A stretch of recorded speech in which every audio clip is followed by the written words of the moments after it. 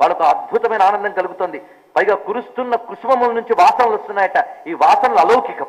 లోకంలో ఏ కుసుమాలు కూడా ఇలాంటి వాసనలు ఇవ్వలేవు, ఎందుకంటే దేవలోక కుసుమాలు అవన్నీ కూడా.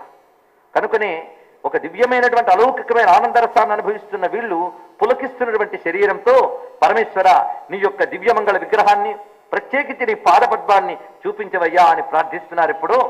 అప్పుడు స్వామికి దయ కలిగి, నిజానికి ఆయన అక్కడ వచ్చాడు, వీళ్ళు ఇంకా చూడలేకపోతున్నారు, అది అర్థం. అంటే స్వామి యొక్క తాండవమూర్తిని చూడగలిగిన చూపు ఇంకా వారికి రాలేదు. అప్పుడు వ్యాఘ్రపాద పతంజల్యో జ్ఞాన దృష్టిం దదవుతదా, జ్ఞాన దృష్టిని అనుగ్రహించట. ఎందుకంటే పరమేశ్వర స్వరూపం ఉంటుంది, ఆ ఉన్నదాన్ని చూడాలంటే చూపు కావాలి. ఎలాగైతే అర్జునుడికి ప్రత్యేకమైన దృష్టిని విశ్వరూపం చూడడానికి కృష్ణ పరమాత్మ ఇచ్చాడో, అదేవిధంగా నటరాజ నాట్యం అంటేనే విశ్వరూపం, అది చూడడానికి జ్ఞాన దృష్టిని అనుగ్రహించాడు. ఎప్పుడైతే జ్ఞాన దృష్టి వచ్చిందో వీరి ముందు ఒక తెర తొలగడం కనిపించింది రండి. ఆ తెర ఏమిటో చెప్తున్నాడు ఇక్కడ. అథ మోహత్య జనని జగత్ సంసారకారిణి. ఆ తెర ఏమిటంటే మోహానికి తల్లిట, మోహానికి తల్లి లాంటి తెర అది.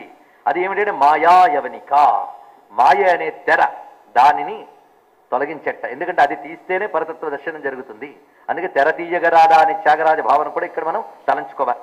ఈ మాయ అనే తెర మోహానికి తల్లి, జగత్ సంసారకారిణి. జగత్తు ఈ సంసారంలో తిరగడానికి కారణమైనటువంటిది ఈ తెరయే. అది తొలగితే గాని జగదతీతుడైన జగదీశ్వరుడు గోచరించడం. కనుక ఆయన దయతోనే తొలగాలి తప్ప మనం తొలగించలేమండి దాన్ని. అందుకే తెర తీయగరాదా అని ప్రార్థించాలి తప్ప నేనే తెర తీసేసి చూస్తానంటే కుదరదు. మనం భక్తితో ప్రార్థిస్తే దయతో ఆయన తీస్తాడు. ఆయన తీయవలసిందే తప్ప నేను మాయని దాటగలను అహంకరించేవా దాటలు. అహంకారం కూడా ఒక మాయే. అందుకు ఎవరైతే ఆయన్ని శరణు వేడతారో వారు మాత్రమే దాన్ని తరించగలరు. అందుకే మామేవ ఏ ప్రపంచంతే మాయామేతాం తరంతితే అన్నారు కదా స్వామి గీతలో. ఆ విధంగా ఇక్కడ వీళ్ళు ప్రపన్నులయ్యారు, శరణాగతులయ్యారు. స్వామి నిన్ను చూడాలి, అదొక్కటే తపన మాకు. ఈ మాయామయమైన సంసారమునందు రుచి లేదయ్యా, నీ యొక్క పాదపద్మ దర్శనంపైనే మాకు రుచి అనేటువంటి చిత్తశుద్ధితో వారు ప్రార్థించారు. మాయా యవనికాం మున్యో రపనీత దయాళునా. దయాళునా, దయామయుడైన పరమేశ్వరుని చేత అది తొలగింపబడింది.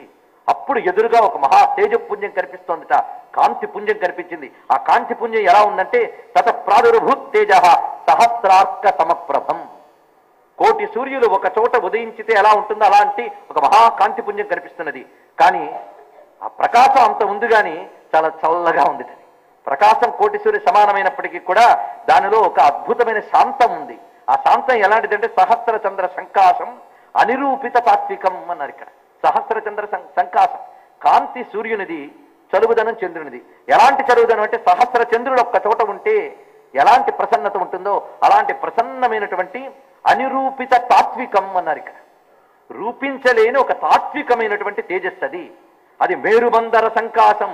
ఎంత విశాలంగా ఉన్నదంటే మేరు పర్వత మందర పర్వతం వలె అత్యంత విస్తారంగా ఉంది. యోగి హృత్పద్మ గోచరం.